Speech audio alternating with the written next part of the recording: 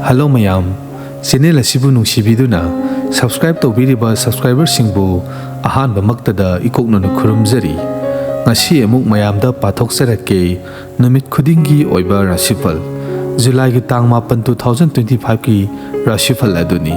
Channel asibu nungsibiduna subscribe tawbiramba amadi video asibu like nambiramba kaubiganu. Ahanbagi Rashi asina Mesh Rashi da leiba miyo shingi oina career da transfer tawbagi khudong saba ama leigani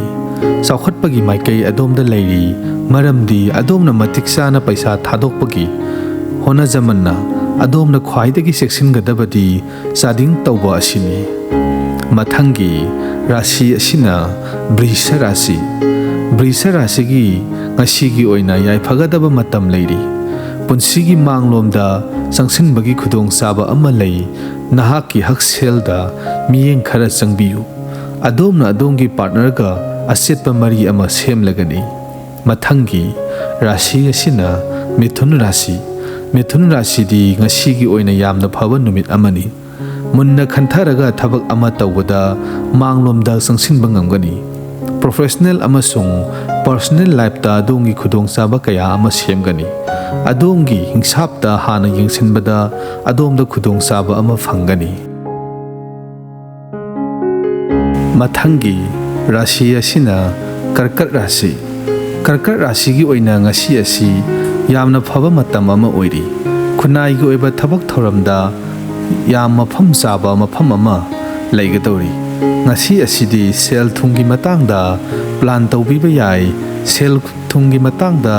khangdaba mida thajaba thambiganu mathangi Rashi asina Sing Rashi gi miyoi singdi khudong saba singi mitmangda uba phangani haksel gi lamda adomna yamna fai adongi punsigi damak aphaba planning tawbiba fai networking gi lamda adom kanaba phangani mathangi Rashi asina Kaina Rashi da leiba miyoi singna selgi wafamda ngasi section na leigadabani sel thungi satpagi sang hanthanaba honabiyu khanthadaba investment singdagi lapna leibiyu financial advisor amagi mateng lawbiba yai mathangi Rashi asina Tula Rashi da leiba miyoi singdi aphaba numit ama oi ngasi asidi adongi partner ga yamna nungsinaba matam oi luhong khongdong bagi phalsu piri mathangi Rashi asina Brisak Rashi gi miyoi sing asidi sang naiba amadi daita lawba asi yamna maru oi hayengdi thabaktagi rest kitang lawbiyu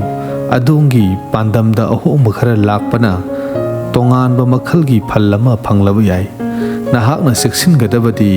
nahaki mai papagi lambi adu wakhal khanthana tawgadabani mathangi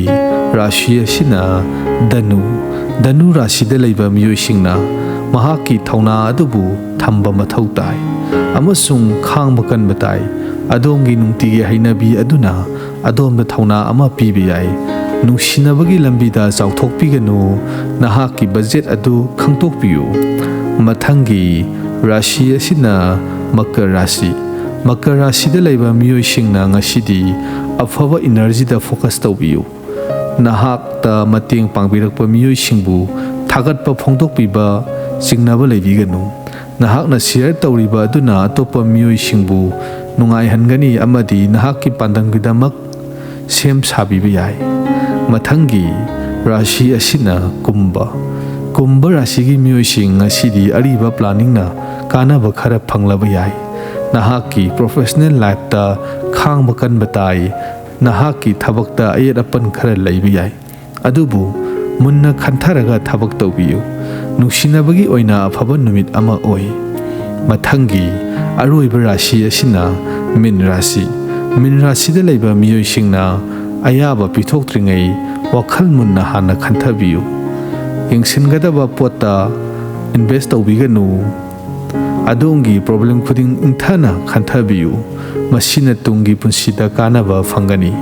channel asibu subscribe tawbiramba amadi video asibu like nambiramba kaubiganu